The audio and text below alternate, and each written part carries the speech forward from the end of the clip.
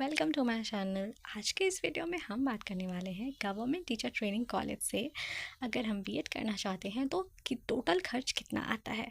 तो इस वीडियो में मैं आपको बताने वाली हूँ कि गवर्नमेंट टीचर ट्रेनिंग कॉलेज का पूरा फीस स्ट्रक्चर क्या है, कितना खर्च होता है टोटल। ठीक है। और इसके साथ साथ ये वीडियो उन लोगों के लिए काफ़ी हेल्पफुल होने वाली है जो लोग आर्थिक रूप से कमज़ोर हैं, जो फ़ी अफोर्ड नहीं कर सकते प्राइवेट कॉलेजेस का। तो वो ये वीडियो को ज़रूर देखें। आपको ये पता चलेगा इस वीडियो के थ्रू कि आप कैसे अपने खर्चे को मैनेज कर सकते हैं पढ़ाई के साथ साथ। तो ऐसे बहुत लोग होंगे जो बीएड की फ़ी की वजह से ही बीएड नहीं कर पा रहे होंगे, तो वो लोग इस वीडियो को ज़रूर देखें ताकि उन्हें समझ आए कि आखिर कितना खर्च होता है और कैसे वो अपने खर्चों को मैनेज कर सकते हैं पढ़ाई को जारी रखते हुए। ठीक है, तो चलिए स्टार्ट करते हैं। इससे पहले मैं आपको बता दूं कि मैंने government teacher training college Hazaribagh Jharkhand से अपना बीएड किया था, तो ये जो फीस स्ट्रक्चर है वहीं का है। बाकी भी सरकारी कॉलेजेस में ऑलमोस्ट सेम ही खर्च आते होंगे, थोड़ा बहुत इधर होता होगा। तो इस वीडियो से आपको एक अंदाज़ा मिल जाएगा कि आखिर कितना खर्च होता है टोटल। ठीक है, चलिए तो स्टार्ट करते। तो सबसे पहले हम बात करेंगे यहाँ पे एडमिशन फ़ी के बारे में। एडमिशन फ़ी के बारे में मैंने आपको एक लास्ट वीडियो भी बनाया था, उसमें भी बताया था कि जनरल के लिए जो एडमिशन फ़ी है वो 4500 है और SC ST के कैंडिडेट्स के लिए 2500 फ़ी है। ठीक है, ये फ़ी जो है आपको एडमिशन के टाइम देना होता है। एडमिशन के टाइम इसके सिवा और कोई फ़ी नहीं देना होता है। ठीक है, ये जो फ़ी होगी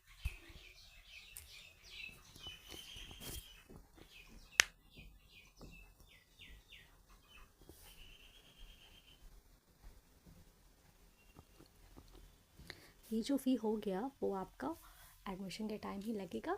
दैट्स इट। तो जैसे आपने एडमिशन लिया जुलाई में, तो उस समय आपको ये फ़ी देना होता है बस, और कुछ भी नहीं। इसमें मैंने ये भी आपको बताया था कि इस 4500 में 500 रुपये जो है वो एक मंथ के एडवांस फ़ी पेमेंट होता है। ठीक है, चलिए अब यहाँ पे आपका खर्चा ख़त्म। उसके बाद स्टार्ट होता है सेकंड चीज़। ठीक है, तो यहाँ पे आप देख सकते हैं डॉक्यूमेंट वेरिफिकेशन फ़ी। ये डॉक्यूमेंट वेरिफिकेशन फ़ी आपको बाद में देना होता है। ठीक है, जब भी कॉलेज आपसे बोलेगा कि आपको डॉक्यूमेंट वेरिफिकेशन फ़ी देना है तभी आपको ये फ़ी देना होगा। ठीक है, ये कभी भी हो सकता है, ये कॉलेज पर डिपेंड करता है। तो इसमें क्या होता है कि आपकी जो 10th 12th ग्रेजुएशन और अगर आपने पीजी किया है तो पीजी के जो डॉक्यूमेंट्स होते हैं उन्हें वेरीफाई करवाया जाता है कॉलेज की तरफ से। तो इसमें जो आपके जो कॉलेज का फ़ी होता है, आपके जो स्कूल, आपके जो बोर्ड का फ़ी होता है, वही फ़ी लेता है कॉलेज आपसे। ठीक है, तो यहाँ पे मुझे एग्जैक्टली तो याद नहीं है, बट CBSE वालों के लिए आई थिंक 1600 रुपये टोटल फ़ी और जैक के लिए 750 रुपये टोटल फ़ी कुछ लगे थे। तो मुझे एग्जैक्टली याद नहीं है, बट अप्रॉक्स भी यही फ़ी था। ठीक है, आगे बात करते हैं मंथली फ़ी के बारे में। तो यहाँ पे आप देख सकते हैं, मैंने आपको पहले भी बताया था कि मंथली फ़ी 500 रुपीज़ है। ठीक है, एक महीने के फ़ी 500 लगते हैं। आपको 24 महीनों का फ़ी देना होता है, तो दैट इज़ 12,000 रुपीज़। अब लोगों का ये सवाल आया कि ये मंथली फ़ी क्या एक बार में देना होता है, हर मंथ देना होता है? तो मैं आपको बता दूं कि ये एक बार में नहीं देना होता है। ठीक है, आप चाहो तो आप एक बार में पे कर सकते हो, ये इट्स अप टू यू। मतलब आप अगर चाह रहे हैं पे करना तो आप कर सकते हो, बट ऐसा कोई कंपल्शन नहीं है, ज़रूरी नहीं है कि आप एक बार में ही फ़ी पे करो। ठीक है, आपका सेमेस्टर जहाँ तक एंड हो रहा है आपको उसका एग्ज़ाम फॉर्म फिल करने से पहले वहाँ तक का फ़ी क्लियर करना होता है। ठीक है, तो ये चीज़ आप ध्यान रखोगे कि आप चाहो तो हर मंथ भी पे कर सकते हो, चाहो तो आप एक बार में भी पे कर सकते हो, और नहीं तो अगर आप नहीं कर पा रहे हो तो अगर जिन लोगों को दिक्कत है वो क्या करेंगे कि सेमेस्टर का जो एग्ज़ाम होगा उस समय जो फॉर्म फिल होता है वहाँ तक का फ़ी आप पे कर सकते हो। ठीक है, तो जैसे सपोज़ आपका एग्ज़ाम हो रहा है 4 महीने बाद, तो आप 4 महीने का सिर्फ फ़ी पे करोगे। ठीक है, अब आप पे डिपेंड करता है कि वो आप 4 महीने का फ़ी एक बार में देना चाहते हो या 4 महीने का फ़ी 4 बार में देना चाहते हो। ठीक है, तो ये आप अपनी फाइनेंशियल प्लानिंग करो कि आप कैसे देना चाहते हो। ठीक है, तो यहाँ पे आपको ये चीज़ क्लियर करना होगा कि हाँ 4 महीने का मुझे फ़ी देना है, तो 500 रुपये मैं 4 महीने के लिए या तो जमा कर लूँ या तो फिर मैं अरेंज कर लूँ। ठीक है, तो ये हो गया फ़ी पेमेंट का पूरा डिस्कशन कि कैसे आपको फ़ी पेमेंट करना है। तो इसका ज़्यादा लोड नहीं लेना है आपको, अच्छे से आप प्लानिंग करके करोगे तो ये हो जाएगा।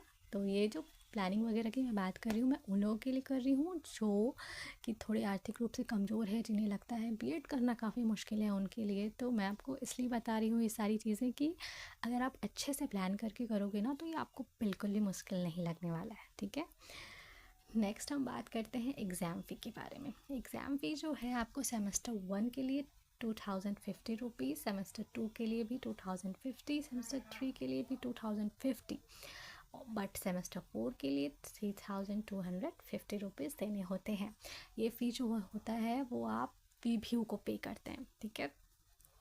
ये फ़ी वीव्यू को पे करना होता है। तो क्योंकि आप बोलोगे सेमेस्टर 4 में ज़्यादा क्यों लग रहा है, क्योंकि इसमें काफ़ी सारे डॉक्यूमेंट्स वगैरह निकलते हैं तो उसमें एक्स्ट्रा चार्जेस ऐड होके आपको देना होता है।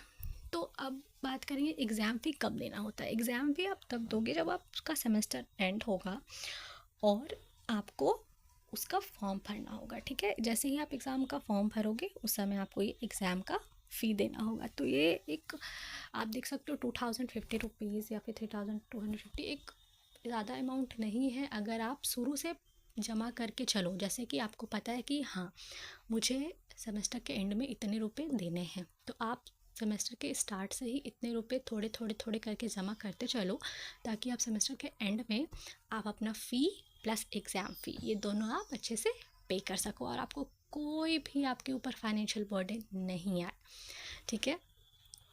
आगे देखते हैं ये टोटल जो मैं देख लो आपकी टोटल फ़ी जो है आपको एग्ज़ाम फ़ी की अगर बात करें तो टोटल फ़ी 9400 आपको पे करने होते हैं। ये टोटल है, बट आपको एक बार में तो पे करना है नहीं, तो that's not a burden, okay. आपको ये तोड़ तोड़ कर पे करना है तो आपके लिए काफ़ी इजी हो जाएगा, ठीक है। आगे देखते हैं। ये देखिए अब ये है वीव्यू रजिस्ट्रेशन फ़ी। वीव्यू रजिस्ट्रेशन फ़ी उन लोगों को देना होता है जो लोग वीव्यू के बाहर किसी और यूनिवर्सिटी से पढ़े हुए हैं, ठीक है, और उन्हें नया रजिस्ट्रेशन कराना होता है। क्योंकि जो गवर्नमेंट टीचर ट्रेनिंग कॉलेज है बीएड का हज़ारीबाग का, वो वीव्यू से जुड़ा हुआ है। तो वहाँ पे जो लोग भी पढ़ाई करेंगे उन्हें रजिस्ट्रेशन कराना पड़ेगा, न्यू रजिस्ट्रेशन, ठीक है। बट जो लोग ने पहले से ही वीव्यू से पढ़ाई की है अपना बैचलर्स या फिर पोस्ट ग्रेजुएशन, तो उन्हें फिर से रजिस्ट्रेशन कराने की ज़रूरत नहीं है। तो इसका फ़ी जो है 500 रुपीज़ लगता है। आपको नई तरह से रजिस्ट्रेशन कराना होगा, ठीक है। नेक्स्ट फ़ी जो है गवर्नमेंट डेवलपमेंट फ़ी, ये जो है 1500 रुपये जो है आपको लास्ट सेमेस्टर के कुछ पहले, मतलब आप मान के चलो कि आप चाहे तो 3rd सेमेस्टर में भी दे सकते हो या तो आप 4th सेमेस्टर में भी दे सकते हो। It's totally up to you, ठीक है। तो जैसा भी आपका अरेंजमेंट हो, जिन लोगों को कोई दिक्कत नहीं है उनके लिए तो इजी है कि कभी भी दे सकते हैं, बट ये आपको लास्ट के ही या तो 3rd में आप दोगे या तो 4th सेमेस्टर में दोगे, ठीक है। अब ये हो गई पूरी बात कि आपको कितना कितना फ़ी लगता है, ठीक है। अब बात करेंगे कुछ एक्स्ट्रा एक्सपेंसेस की। जी हाँ, कुछ एक्स्ट्रा एक्सपेंसेस भी होते हैं जो कि आपके पर्सनल होता है। ये जो सारे एक्सपेंसेस मैंने बताए हैं वो आपके कॉलेज के, आपके यूनिवर्सिटी के एक्सपेंसेस है, बट आपके कुछ पर्सनल एक्सपेंसेस भी होते हैं। जैसे कि आपका फ़ाइल काफ़ी ज़्यादा बनता है, ठीक है। हर सेमेस्टर में फ़ाइल बहुत ज़्यादा बनता है, तो फ़ाइल बनाने में खर्च भी आता है, ठीक है। काफ़ी ज़्यादा खर्च हो जाते हैं। ऐसा मैं नहीं कहूँगी कि बहुत ही ज़्यादा हाई फाई, बट हाँ खर्च होते हैं, क्योंकि स्टेशनरी का सामान खरीदना एंड और थोड़ा खर्च आता है। ऐसा नहीं है कि बहुत ही ज़्यादा ह्यूज एक्सपेंस नहीं होता है, नॉर्मल ही होता है, बट हाँ खर्च होता है। तो आप उसके लिए अरेंजमेंट कर सकते हो कि हाँ हमें कैसे हम एक बार में ही थोक में ही सामान खरीदें, तो इस तरह से आप अपना प्लानिंग कर सकते हो। नेक्स्ट चीज़ है कन्वीनियंस एक्सपेंस की मैं बात करूँगी। अगर आपका जो कॉलेज है वो अब आपके घर से दूर है तो वहाँ आपको आने जाने में नॉर्मल खर्चे होंगे, आप उसे कैसे मैनेज करते हो ये आप पे डिपेंड करता है। और इसके साथ साथ एक और चीज़ है कि आपको सेमेस्टर 2 में 1 महीने का ऑब्जर्वेशन पे जाना होता है दूसरे स्कूल, और साथ साथ सेमेस्टर 3rd में आपको पीओटी के लिए जाना होता है, प्रैक्टिस ऑफ टीचिंग के लिए दूसरे स्कूल जाना होता है, तो यहाँ आपको आने जाने का खर्च लगेगा। मतलब आप देखो कि आप वो कैसे मैनेज कर सकते हो, ठीक है। हो सकता है आपको आपका स्कूल काफ़ी नज़दीक मिल जाए आपके घर से, तो उतना ज़्यादा खर्च नहीं होगा, बट स्कूल अगर दूर मिलता है तो काफ़ी ज़्यादा खर्च हो जाता है, ठीक है। क्योंकि मेरे केस में क्या हुआ था कि मेरा स्कूल काफ़ी दूर अलॉट हुआ था, तो थोड़ा एक्सपेंस आया था मुझे, ठीक है। बट अभी रूल्स चेंज हो गए हैं, क्योंकि अपने शायद चॉइस का स्कूल मिलता है, तो हो सकते हैं आपको आपके घर के आसपास ही स्कूल मिल जाए, तो उतना खर्च ना आए आपको, ठीक है। उसके बाद बात करते हैं कुछ कॉलेज के खर्चों के बारे में, जैसे कि कुछ इम्पॉर्टेंट डेज सेलिब्रेट होते हैं, क्योंकि आप टीचर बनने वाले हैं तो आपको हर एक इम्पॉर्टेंट डेज़ का इम्पोर्टेंस पता होना चाहिए, आपको कैसे सेलिब्रेट करना है, क्योंकि आप स्कूल भी जाओगे तो वहाँ भी आपको बच्चों को हर एक डेज़ का इम्पोर्टेंस समझाना है, उन्हें कैसे सेलिब्रेट करना है वो समझाना है। तो कॉलेज में बहुत सारे इंपॉर्टेंट डेज सेलिब्रेट होते हैं, तो वहाँ हो सकता है आपको कुछ खर्चे लगे, but that all are normal expenses, बहुत नॉर्मल एक्सपेंसेस होते हैं, ठीक है। और इसके सिवा मैं एक और बहुत बड़ी बात आपको बताऊंगी कि ये सब के सिवा ना कोई भी हिडन कॉस्ट नहीं है इस कॉलेज में, कोई भी हिडन कॉस्ट नहीं है, ठीक है। ऐसा नहीं कि एग्ज़ाम के लिए आपसे पैसा मांगा जा रहा है, आपको आपका प्रैक्टिकल है उसके लिए पैसा मांगा जा रहा है, ऐसा बिल्कुल भी नहीं है। कई सारे प्राइवेट कॉलेजेस में आप देखोगे कि एग्ज़ाम के लिए प्रैक्टिकल के लिए पैसा मांगा जाता है, इस कॉलेज में ऐसा बिल्कुल भी नहीं है। बहुत ही फेयर एग्ज़ाम होता है यहाँ पे, और आपसे कोई भी हिडन कॉस्ट नहीं लिया जाता है, आपसे कोई भी पैसा नहीं मांगा जाता है एग्ज़ाम में नंबर देने के लिए, ठीक है। तो इसके लिए आप बेफिक्र रहिए, जो आपका खर्च है आप वो यूनिवर्सिटी को ही पे करोगे, कॉलेज को ही पे करोगे, इसके सिवा और कुछ एक्स्ट्रा नहीं है, ठीक है।